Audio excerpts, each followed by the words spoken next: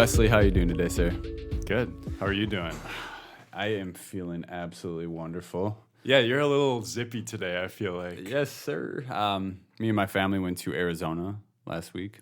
Yeah. So I spent 4 days there with them, and there's just no arguing, no drama. We drank a lot. We swam in the pool a lot. My brother owns a short-term rental down there, so it's a really cool pool. Yes. Saw that one picture. Yes. So it's got like an infinity side where you can't. It looks like it's just a waterfall going off the edge, and then there's like a grotto area that you can climb up on top of that has a waterfall down it, but it's about 10 feet off the water where you can jump into the pool from, and the pool's 14 feet deep as well, so you don't have to worry about getting hurt.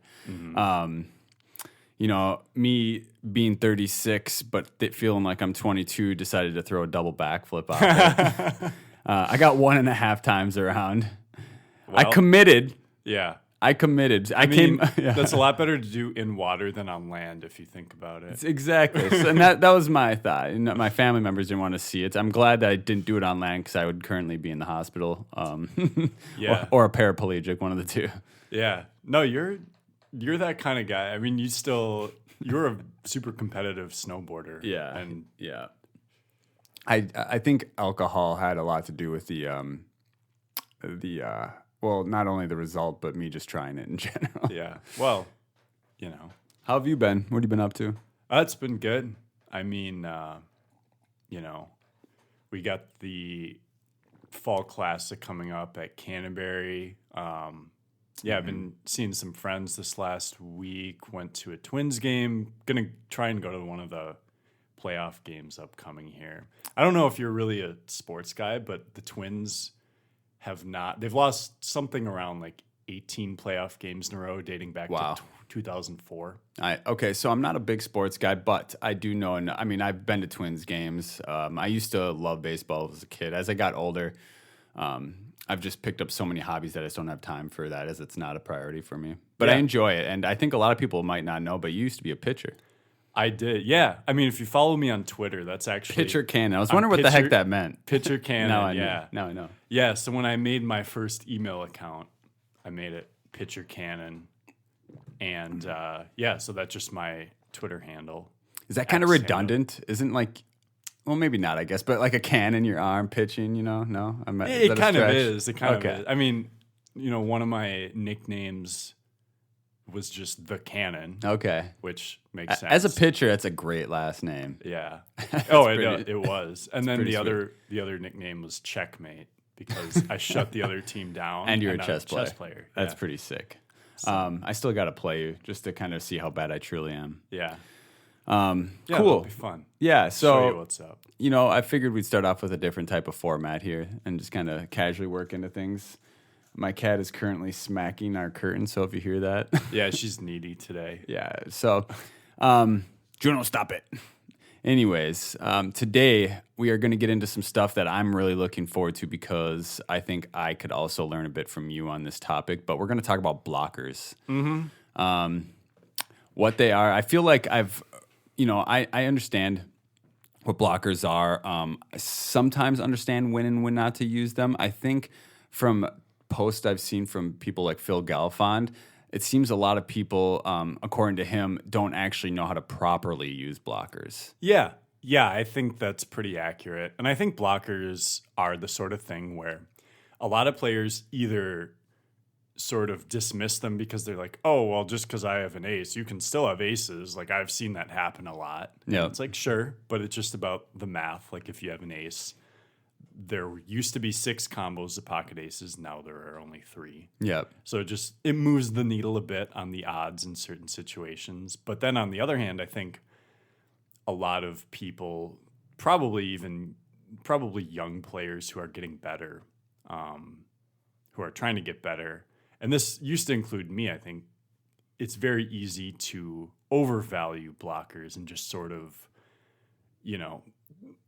when you're starting to learn poker in a theoretical way, you get obsessed with these sort of things. And, so I'm thinking of a time. 100%. You're just like, it's the cool thing. yeah, it's the cool thing. And so we won't go over this hand, but Okay. I just remember it was like some cheap and deep at Canterbury where You had the ace of spade on a three spade board and ripped it. No, I'm just kidding. no, I mean I've done that stuff for sure, but Yeah. it was more like it wasn't even a hand I was in. I just remember observing and seeing it was like a 9-9-3 flop. The pre-flop razor c-bet into two other players. Okay. And this wasn't a blocker thing, but it was a similar type of theoretical spot where he got raised on the flop. And then, so it was 9-9-3 or low card. And then turn and river were both bricks. And he just check called up, he bet, called the raise, and then called turn, called river. And on the river, he said, like, I'm too far up in my range. And the guy obviously had a 9. And, it was early in the tournament where they were over 100 bigs deep. And I'm like, the live player pool here is just not going to find... I have so many tangents I could go off on right now, but I'm trying to hold course here. Right, yeah. And so, it's not... how would I put it? It's not worth overlooking what kind of opponent you're going to play when you're just talking about a single blocker you might have in your hand or where you are in your range. So the way I would put it is you want to use blockers when you have a close decision. So either when you're against an opponent who is going to be balanced between their bluffs and value, and a single card in your hand can slightly shift the odds that they have value or bluffs. Okay, I like that. So you use it more of when it's just an extra close situation, and not, instead of relying on it all the time in spots. And in that sense, when you're thinking about how a hand should be played, so like your overall strategy should factor in blockers, but depending on the player type, you should deviate very quickly from it. Okay. So like, for example, if you're in a spot where you have a bluff catcher on the river, if you have good reason to believe your opponent over bluffs, just ignore the blockers and call with all of your bluff catchers. Okay. And if you're against someone who just doesn't bluff very much, just only call if you beat some value. You don't want to bluff catch at all against them. That makes sense. So I have a couple interesting hands here. And let's start off with this one. This is one I actually lost. And it was an online 5-10 hand. So, there goes your cat again. Yeah, don't worry about it. So I think generally we talk more about tournaments here, but I do play a lot of online cash, for those who don't know. 2-5, 5-10, 10-20. And so this hand, I actually remember, this is against one of the top players on the site. Like, this guy is an absolute crusher. This is on Global? Yep. And what's his name? Jeremiah Williams. Oh, okay. Yeah, you told me about him. He's a streamer. Okay. Streamer, yeah. And so we're playing 5-10, got about 1K, and he opens the button to 25. Is just off subject here. 2.5 bigs open on the button. I mean, is that kind of standard in these spots here? Yeah. Usually, actually, he min raises from positions that aren't. He'll 2.5x on the button. He'll 3x from the small blind, which is what I do. Is he pretty standard then across positions? 100%. Okay. Yeah. And then so I do. Generally, in earlier position, you can open smaller, or basically what it is just open slightly larger on the button, and it's because being on the button is just better overall. Yeah. And interesting. Okay. yeah, so he opens at 2.5. I have Queen of Diamonds, 10 of Hearts in the big blind. Okay. I call. Flop is King of Hearts, Jack of Hearts, Deuce of Spades. So I flop open ender to the nuts. I have the back door. That 10 of heart, that royal draw, that backdoor royal draw. The 10 of Hearts, yeah. So obviously a good hand to continue with. Sorry, my cat is causing big troubles. Oh, yeah, she's all over the place. All right, she go looks ahead. like she's going to pounce. Yeah. So king high boards, he's going to c-bet a ton on. So I check. So, yeah, this is his range, obviously. He goes with half pot. All right, just a reminder, we got king, jack, deuce, 2 hearts, king, jack of hearts. And the hero's got queen of diamonds, 10 of hearts. Yep. And so he bets 28 into 55. I think I'm mostly just calling here because I'm not going to have a ton of value on this board. Like, I'm never going to have pocket kings or pocket jacks. I'm not going to have... Because you would have 3-bet pre with those. I would have 3-bet those. Yeah, I'm not going to have ace king or ace ace. So, like... He knows you're capped at this point. Yeah. And both of us can have, like, king deuce suited and stuff. So, like, he just has so much more value that, like, I'm not going to check raise this as a bluff or for value really much at all. Maybe occasionally with a set of deuces and like a combo draw or something. But let me pause you for a quick second. For listeners, I think the last 30 seconds here is a great piece of information to take in, like how we think about what our opponent has when a flop comes out like this, like knowing that their range is capped. They would have 3-bet jacks and kings on here, so we can mostly take that out of their range. It's mostly like 2 pairs and stuff like that. So just, pay attention to that. Yeah. Yeah, and I think this is good to, so I call, and then his turn sizing, you can really see this in his turn sizing. So I call, pot is 111. Turn is the 8 of clubs. Okay. Complete blank. So I feel like, before I know what he does here, I feel like this is a spot where he's going to size up. Yes. Yeah, so going back to pre-flop, or the flop, he has such a range advantage and a nut advantage here. Like, he has all the sets, and I maybe have pocket deuces that I didn't raise on the flop. Okay. So he gets to bet huge with his value, with some value and bluffs. Like, he'll have different sizings here. Okay. I think let me guess the sizing. Yeah. So, this is fun. All right. So there's 11.10 big blinds in the pot. Yep.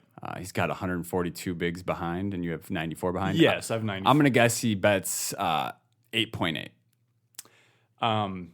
No, actually, you're too small. So he's going to come with the overbet here. He goes over pot? Yeah. Oh. So I check. He bets 14 bigs, so 140. And I actually did put this hand in the solver after, and it's sort of indifferent between calling and folding. Okay.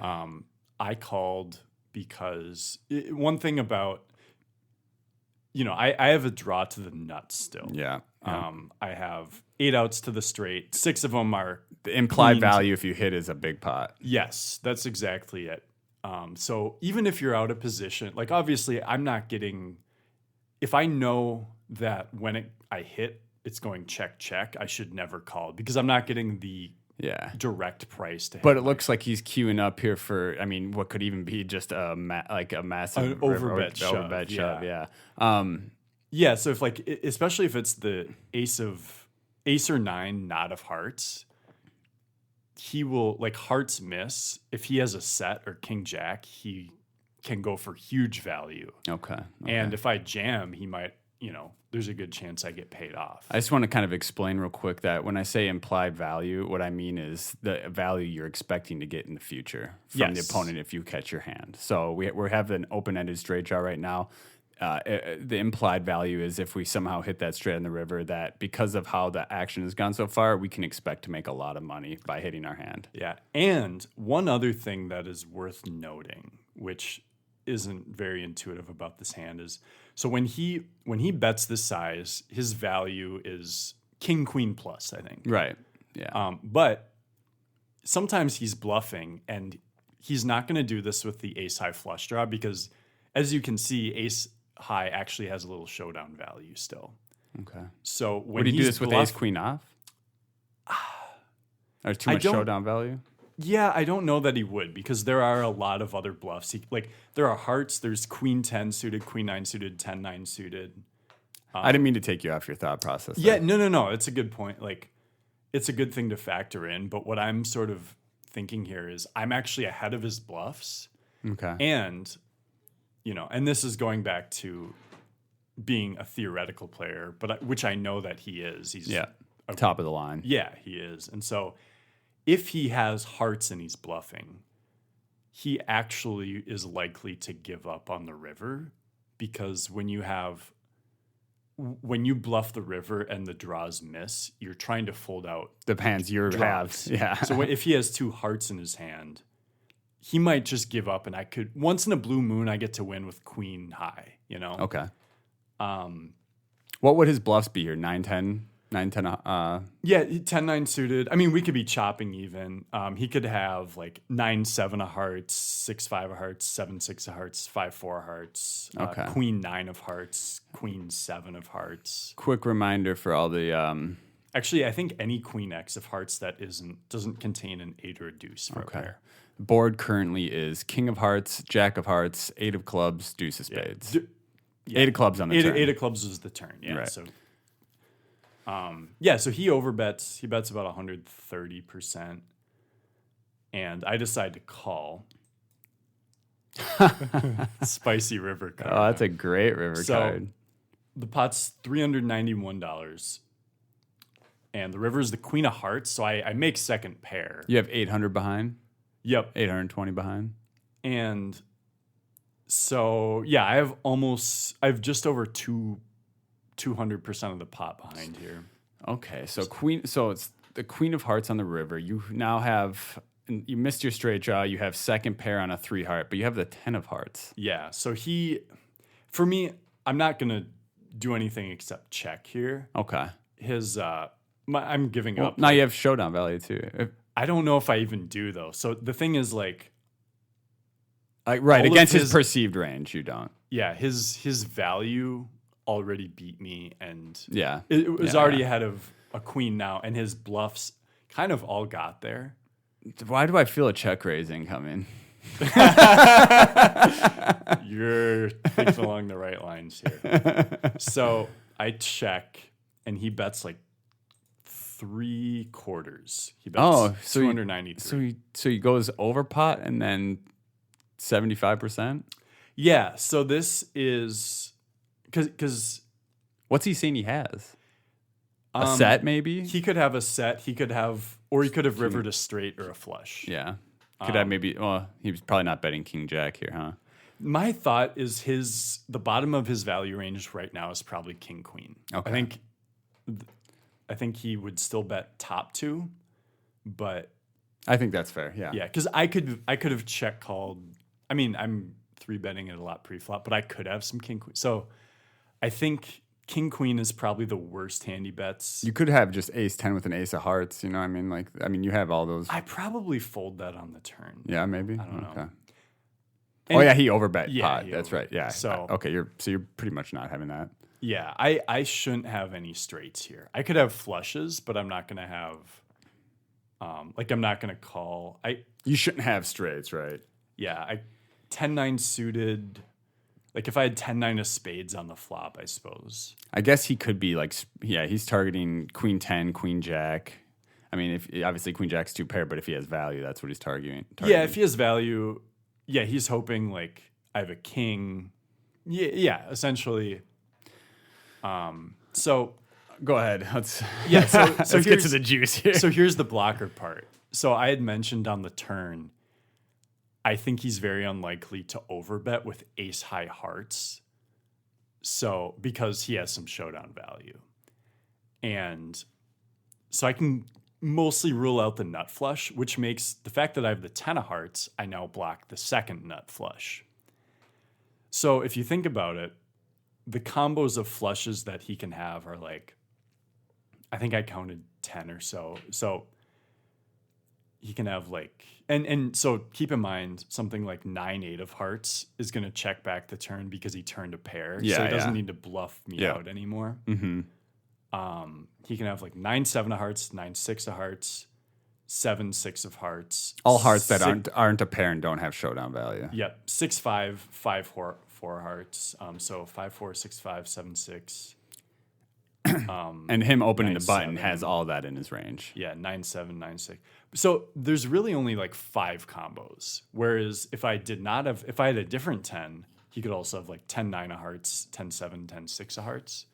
So you're removing all that though with owning because you have the 10 of hearts in your hand. Yeah, so there would be 8 combos of flushes that I think would make sense for him to play this way. Me having the 10 of hearts moves that down to 5. So if if, theoretically, if I were to check jam here as a bluff, my goal is not to fold out any flush. It's to fold out a set and king queen. Okay. And maybe 10-9 suited. Okay. Does he ever have just pure air here? It's hard to come up with it. Yeah. Which is why I don't think we can ever consider calling, because his value on the turn is going to still be ahead of me, and the bluffs he had basically all got there.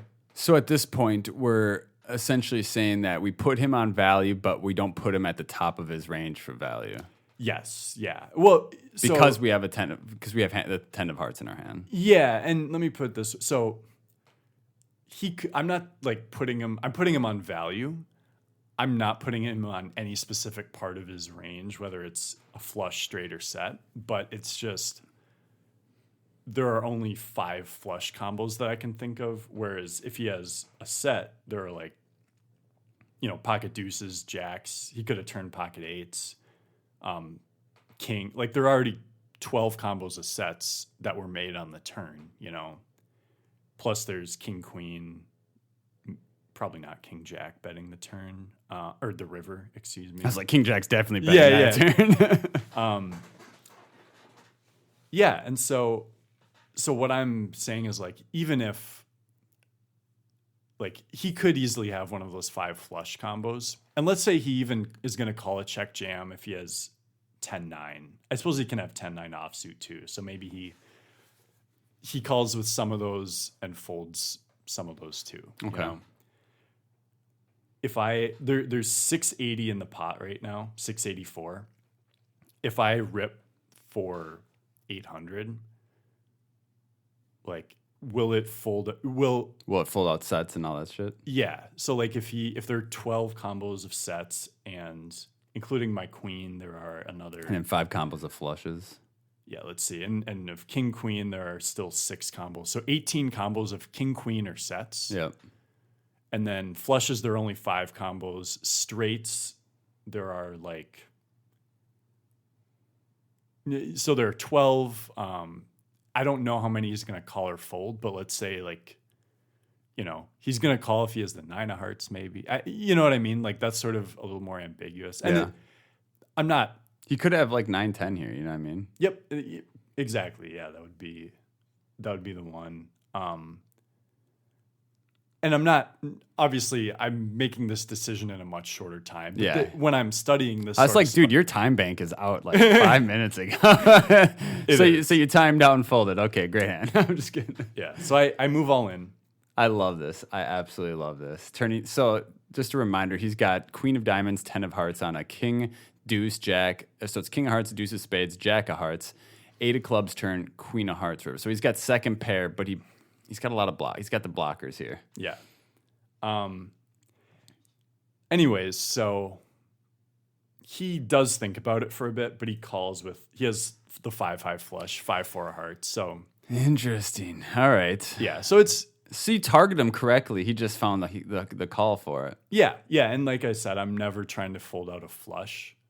Because you're not trying to fold out the 4-5 of hearts then. Yeah. I'm taking just the sets and 2 pairs and straights. Yeah, straights are like I'm hoping to fold out sometimes. Okay. Okay.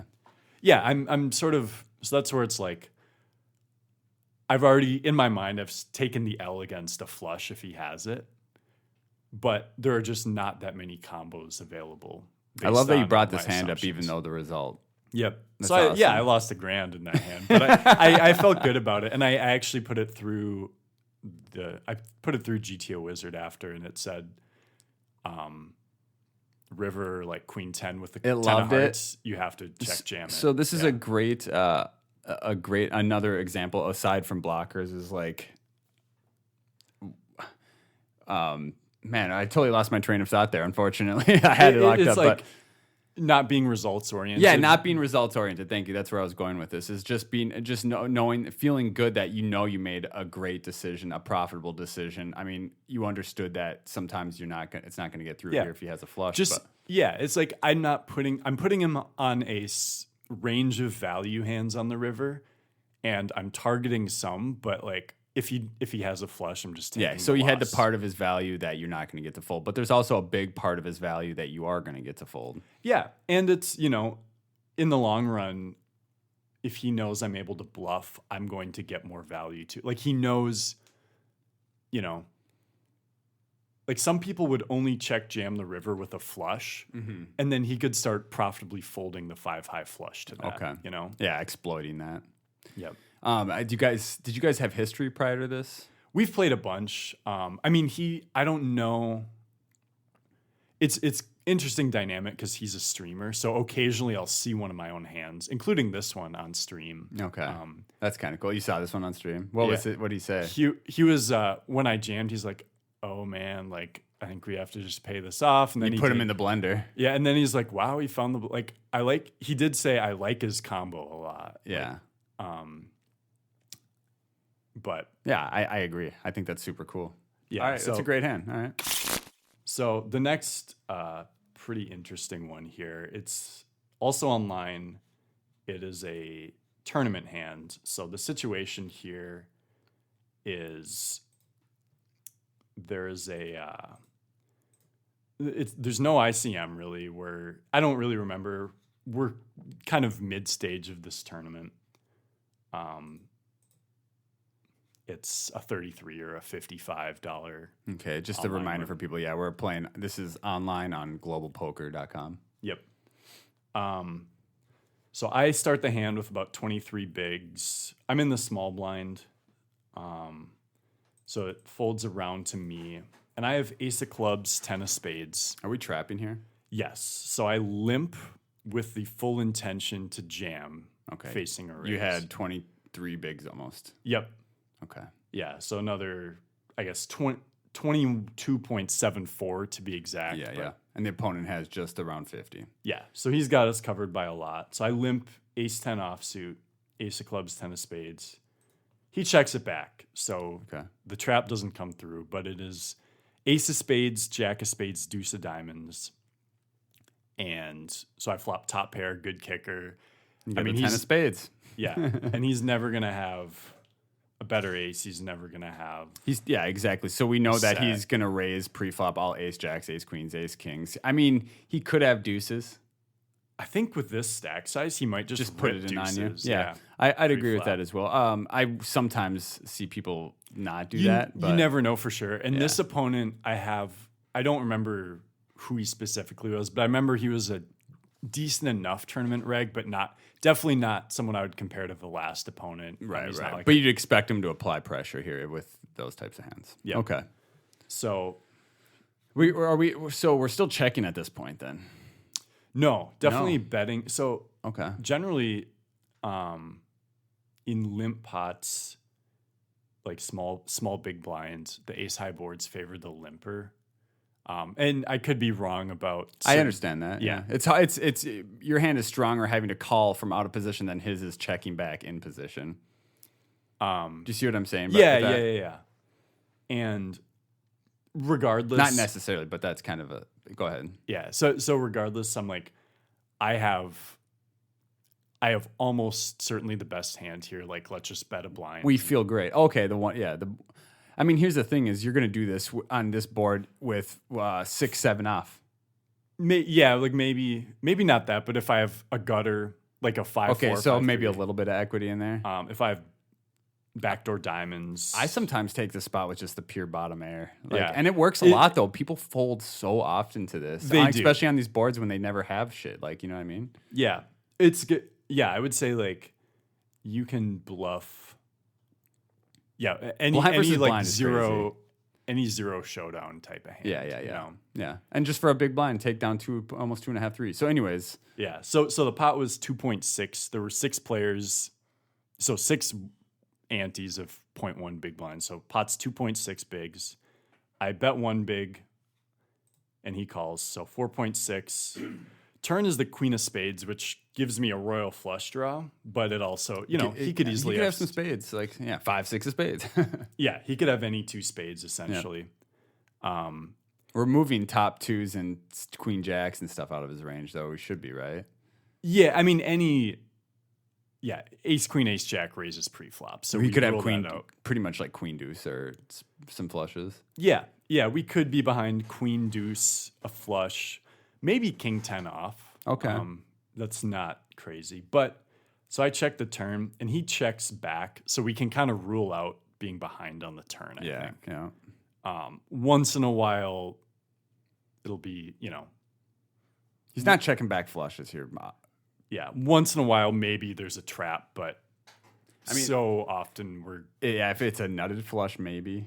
yeah. But like we have 20 big blinds and there's 4.6 in, like he should want to build a pot with a strong hand. Yeah, so yeah. River's the queen of diamonds. So the final board is ace of spades, jack of spades, deuce of diamonds, queen of spades, queen of diamonds. So we have aces and queens with the jack. Yep. Yeah. So kicker doesn't play. But at this point, when he calls flop, I'm thinking like he has a lot of jack X and He shouldn't have X. many aces here. Yeah. Or any. Yeah. I wouldn't say he could have some aces, but whatever, we're chopping, and I don't think it's going to really. So if we want to bet, we're hoping to just get paid by a jack or a deuce. I guess the reason I was thinking that though is just because again he is applying pressure on your 20 big blind stack. I don't know. You said there's no ICM pressure here. No. Okay, well maybe not then. He might just be checking back ace 3 or something. Yeah, I think at that depth, and I don't know all the blind versus blind stuff, but generally speaking, like a lot of the medium aces aren't even going to raise a lot of the time. Like you'd rather at this depth raise your strongest hands and then your dusty like 8-3 offsuit type stuff as a bluff. Okay. Yeah, so I got a little cute here, and there's 4.6. Is this the induced bet? I bet one I big knew it was blind. coming. The one big blind bet. I love this. Yeah, and so honestly, and maybe I shouldn't even be saying this, but here we go. This is one of the lines I use as a bluff, not specifically betting flop or whatever, but just blind versus blind, like betting one big blind on the river if I have like 5 high. I've picked up so many pots by just, it's usually when it goes check, check, check, check. Yeah. But betting one big blind, It just scoops. yeah, if someone has a misdraw, like people will always think, oh, that's some sort of pair. Yeah, like he's not bluffing one big blind. He's getting called way too often. Yeah, I do it all the time with my weakest hands because it's like if I have 4 high here, I'm not trying to fold an ace out. I'm just trying to get rid of, king high, And 10 and it's high. almost just like 20% pot, so it's so profitable. Like, It doesn't need to work that much. Yeah. Anyways, but it also, one thing I've noticed is if you do it with value, sometimes it induces some weird stuff. well, we're gonna get there. All right, I had a feeling. This hand would be too boring otherwise. Yeah. So he just puts me all in. Does he have the king of spades here? I feel like he's just got wait, he called just the turn, right? The flop. He called the flop. And check back the turn. So this It's probably got king, he could just have king 5 with a king of spades. so yeah, so let's walk through it here because Okay. so I'm beating no value. Yeah. That's very clear. This is just a bluff catcher. And I have to be right, between 40 and 50% of the time. Because this is I'm assuming blockers come into play here. a little, yeah, but not in the most obvious way. Okay. So I have the 10 of spades, which looks like a perfect blocker because, I block king 10 and I block the flush. Yeah. I don't really think either of those things are relevant right here I agree with that. because he checked back the turn. Yep. And I think so. I don't think he'll almost never have a flush or a straight. He'll almost never have a boat because so many of the full house hands would have raised pre-flop, and So they should have. passive. Why? Oh, it's so weird. Yeah, and so they should have bet even like queen deuce, which makes sense pre-flop. Yeah. That would have bet the turn almost Yeah. always. Yeah, for sure. Yeah. So what's his value here? A queen. Yeah, he's saying he has a queen or nothing pretty much, right? That's what it seems like. I And- guess he could. Yeah. Yeah. So part of this hand is just like, would he really jam a queen? Probably. He might. He Considering the way, because it went bet call on the flop, and then check turn. Yeah, and then small bet river. So he might. I'll give him that. Yeah, he might do that. But here's the thing. So I think king queen raises pre-flop. Yeah. Both of like You could have like queen 10, I guess, but you block queen 10.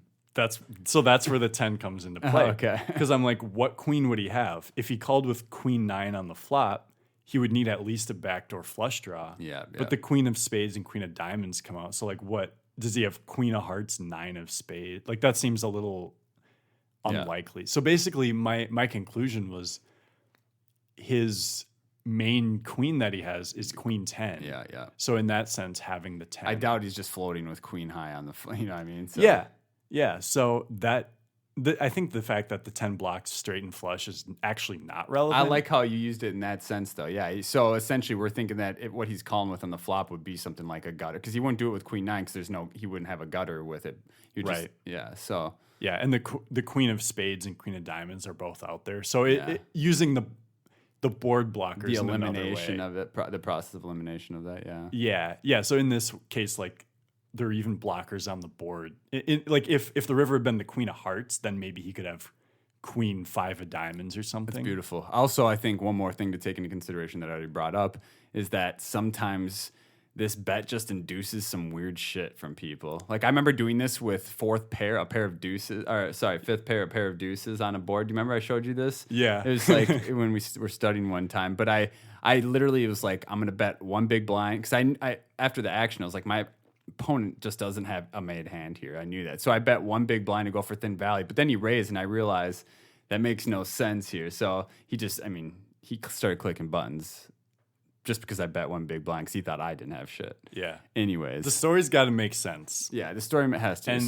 And yeah, so, I mean. Your time bank ran out on this one about 5 minutes. It did again, yeah. So, the last hand I showed you, I lost. So, I mean, we got to. Let's go. What's good here. Please show me like a king of spades, 5 of dime, or 5 of hearts. He has no spade, but he has king deuce off. King deuce off, okay. So, which, So he floated with king high in the flop, which... Well, no, he had a pair of deuces. Oh, he had deuce. Okay, he had a pair of deuces. Okay. So it makes sense. The river is just like... I guess the deuce is good because he blocks deuces and what does he think you have? So he think... I mean, you can trap again with all the aces, etc. So, like, man, your range is kind of uncapped, too. A little bit, yeah. I could have more boats than you could have all... Yeah, you could, exactly. But I think he was kind of going for an exploit where he doesn't think I would... I think he read into my bet like, oh, he just has a jack or an ace, and this is a blocker bet, which it kind of is. But it was let's get to showdown. Even then, I don't think jamming is the play. Right. I mean, he could make it like 5.5 big blinds. I think if he raises, to 5, 6, 7 bigs, that almost you get the same information. Queen 10, just as well. You're trying to get the value, like if you have that hand. Plus, it also, you don't also risk your tournament life by getting, heroed by fucking ace 10. Yeah. He's probably like, what a fish, this guy just isn't going to fold. But see, that's what I mean. It's not even the case here. You just, the process of elimination. Yeah. I'm like, if I'm going to call, this is the hand that's going to block his that's sick, Queen man. X. Yeah. Awesome. So that was a really interesting one where the blocker came into play. Okay. In a very logical way. But also, not in the way you might expect just from looking at the board, because blocking the straight and flush weren't as important as blocking his most logical combo of having a queen. Of how the action played out. Yeah, that's really cool. I like that. I love that hand. So let's take about a minute here. I'm going to grab a glass of water, and we'll continue from there. Sounds good. We just got done discussing a few hands or a couple hands where blockers came into play. Maybe not in the way you'd expect. That last one was super cool. If you guys have questions regarding blockers and stuff like that, you can always send Wes and I a message too. We'd be glad to discuss poker hands with you and just kind of help you learn about it. Yeah, I mean, fun stuff. It's always nice when you actually have situations in game where the more complicated parts of poker that you study really come into play and pay off. Yeah. Or sometimes they don't pay off, but you're in situations where in the long run they will pay off. Yeah, that was a great example. So I think it would be a good time for us to kind of talk about the next couple weeks in poker for us, and then we'll wrap it up from there. Yeah, definitely. I mean, we got the Fall Poker Classic. I guess it's you mean Christmas? That's what we call Fall Poker Classic in Minnesota. I never knew that. Why is that? It's just because we all love it so much. You know what I mean? It's like the feeling you get when you're a kid and Christmas comes around. It's like you get giddy. Yeah. Although I do want to say that, well, I've been playing the Fall Poker Classic since 2012, every year since 2012. It's not the same as it used to be quite as much. Well, they used to do like a point system where people would fight to, and then you get a main event seat depending on how you did in all the prelims. Okay. So that was one part exciting about it. I'm not a big fan of mystery bounties as well, or Really? just bounties in general. Like, Yeah, I still play them. I've done decently well in them. They just, it's just not my style of game. So I suppose I actually kind of agree with that.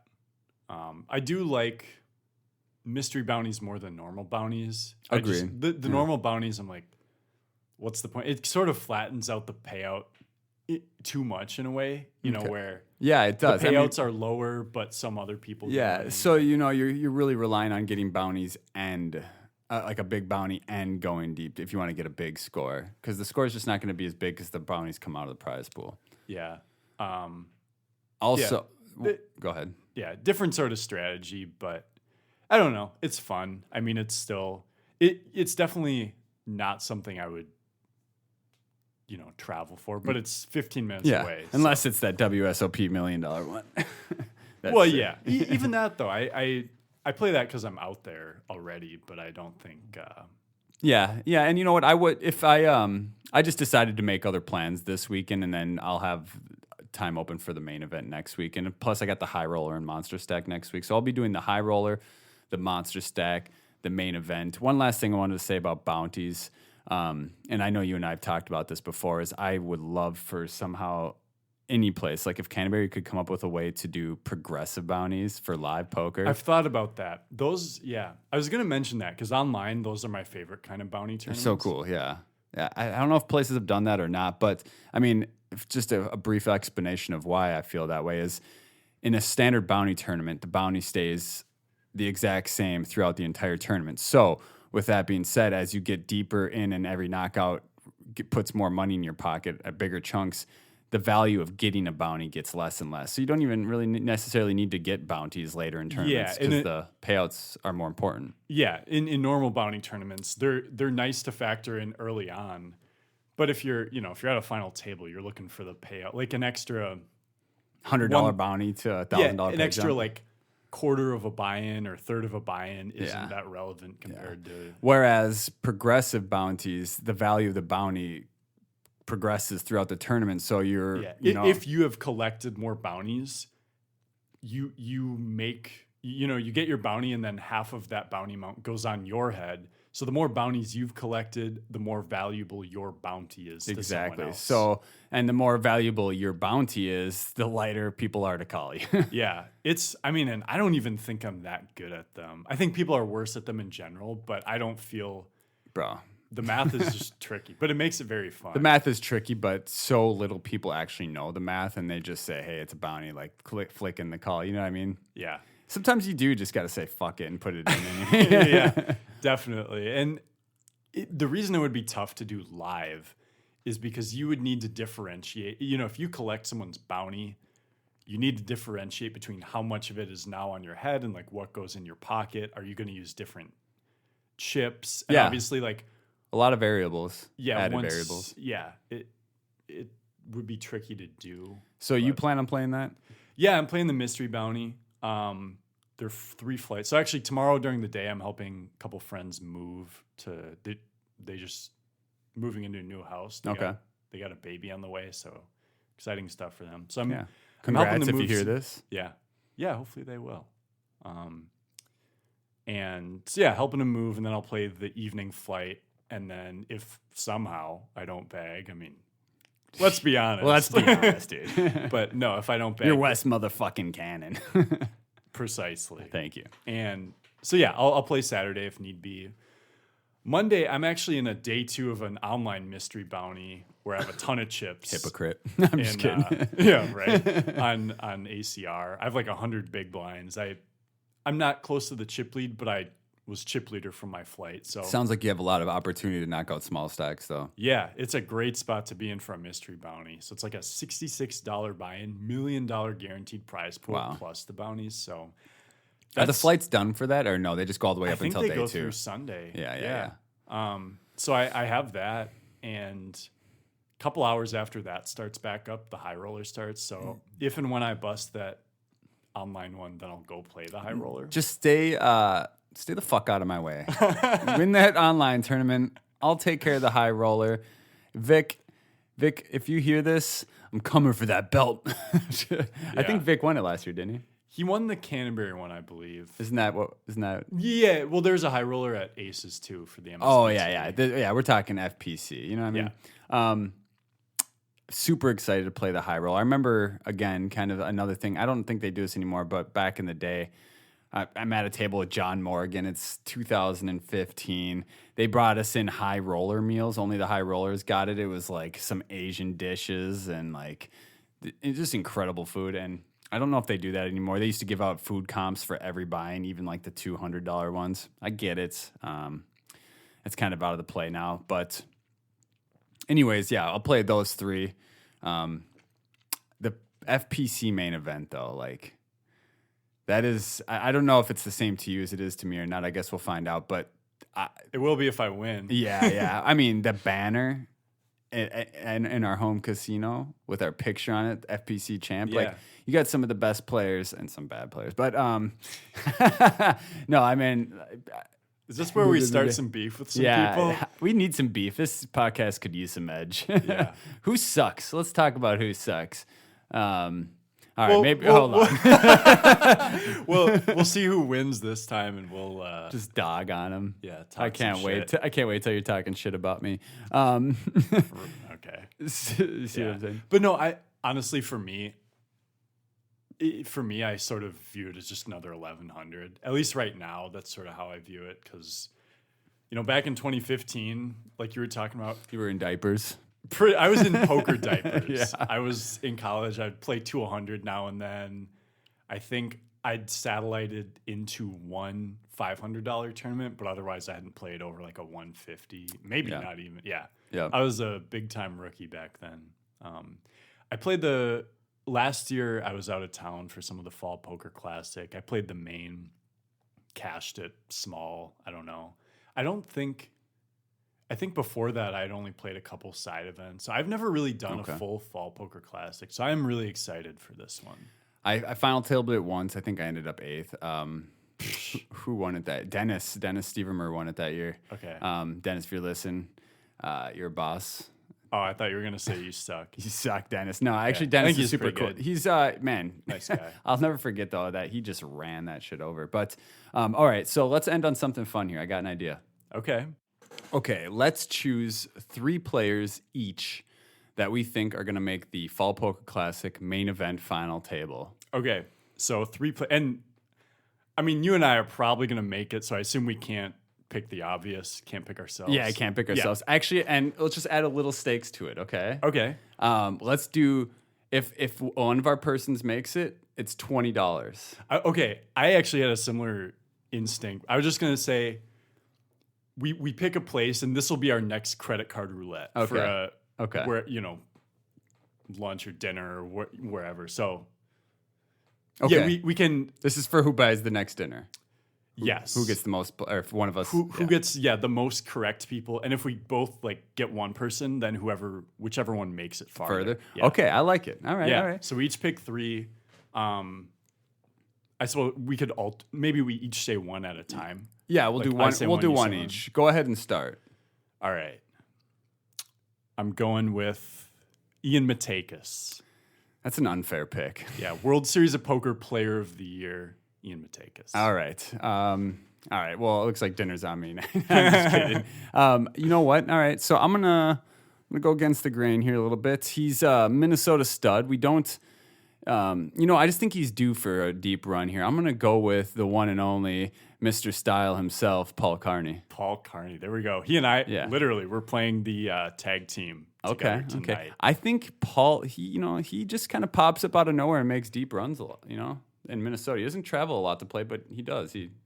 Well, he and I have traveled a few times, and yeah, one of those went very well for me. But so he's your lucky charm. Yes. All right. So you picked Ian Matakis. Yep. I picked Paul Carney. Who's your number 2? I mean, if you look at this last year as far as Minnesota tournaments, I already know who it is. I'll just say Blake Bond. That's a good choice. You know he's going to fire the maximum if need be, and he's as experienced as anyone. Okay. I'll let you take these heavy hitters because I'm gonna. You know what? The people I'm picking are gonna actually do it here. Okay, I'm telling you. So hey, I mean, trust me. I want to get Blake. Yeah. But. All right. So you got Ian Matakis. You got Blake Bond, however it is. Bond. Anyways, I have Paul Carney. Secondly, I'm going to pick the new and upcoming Mr. J. I'm sorry if I starts with CHARD, maybe Chard. Anyways, there's like a URY. I should know it. Yeah. Anyways, Jay, I've only met you once or twice. I think you have a lot of potential. Looking forward to see what you do. Let's see a deep run in the main event. Yeah, good dude too. And I've talked some hands with him, and he's definitely a thinking player. Just let me know how you pronounce your last name. So go ahead. Let's hear the third. All right. Third one, I think maybe slightly less obvious, but we're going with Steve Wazwaz. Okay. Let's be clear. I'm not talking about Robbie. We're not talking about bracelet winner Robbie. If you were sitting, Steve Wazwaz. If either one of them were sitting behind you, wouldn't know who it was, though, just by their way they talk. By their voice, yeah. They sound so identical and loud. I love you guys. You know that. Okay. I like that lineup. You got kind of like a dark horse in there. Yeah. Okay. I am going to go with, all right, so he doesn't travel and play a lot, but he's been around the Minnesota scene for a while, and he makes waves all the time. I'm going to switch this one up here. I'm going to go with my good buddy Paul Cross. All right. Yeah. Paul, he's got results. Yeah. And he's hungry. Like, he wants to win. You know what I mean? He goes for it. Yeah, he's not afraid. He takes it to the streets. He wants the W. So I'm going to go with Paul Cross here. Yeah. Yeah, that's a good. I wouldn't have thought it. I mean, I don't know him well, but that's a good pick. Now that I think about it, and I didn't think about this ahead of time, but when I final tabled it, he was there, of course. Yeah, he final tabled as well. So cool. So that's so weird that you're both going to make it back to the final table. Yeah, it's incredible. I'm going to improve this time. It's going to be great. So my 3 are going to be Paul Carney, Jay, and then Paul Cross. Yeah. You have Ian Matakis. Blake Bond. Steve Wazwaz. This is a lineup right here for the ages. Cool. I am so excited to play the FPC next week. Again, the high roller, the monster stack, the main event. Wes, good luck to you tonight and to Paul in the tag team event. I hope this gives him some heat to get a run for me. Yeah. Well, he won't be hearing it till after it happens. That's true. That's true. Yeah. And, maybe we'll just edit all the names out. Like, it's going to be really weird if we don't tell them this. I actually kind of hope we don't get all 6 right, because then it's going to feel like it was edited. But we're just that good. Like, we can predict probably variance. 5, though. 5 out of 6. Okay. Yeah. Ian will probably just be in some, 5K final table online, and he won't even show up. Yeah. So, all right. If that happens too, good for him. It was our time machine, guys. We went to the future. So anyways, hope you guys enjoyed this episode. That was a lot of fun. We went over some cool hands talking about blockers and stuff like that. Every single Thursday, you will get a new episode from us. Always on different topics, always trying to improve our game and also your game. Wes, anything else you want to end on? I mean, kind of going off what you just said, our goal with this is to have some fun, but also to be of some value to people who are trying to improve their game. So any feedback, anything that you're curious about as a listener, anything you'd like to hear us talk about, definitely feel free to reach out to us. I know I have a buddy who even sent me some stuff about like low stakes home game, some spots he finds himself in. So we'll probably talk about that. Yeah, always some feel point. free to send us a message. And, I'd always talk hands with anybody. Send me a message. One thing that makes this so easy, Wes, is that we're passionate about it. Just have so much fun because we love talking poker. Even we don't have to be behind a mic to do this. Is what we like to do. So we like to do it, and this is like actually probably a slightly more censored version. Like this is like still 92% of it. There's that last 8% can get a little heavy, so maybe that'll be for the future. You'll figure out what we mean one day. But anyways, again, guys, good luck on the felt, and we'll talk to you next time.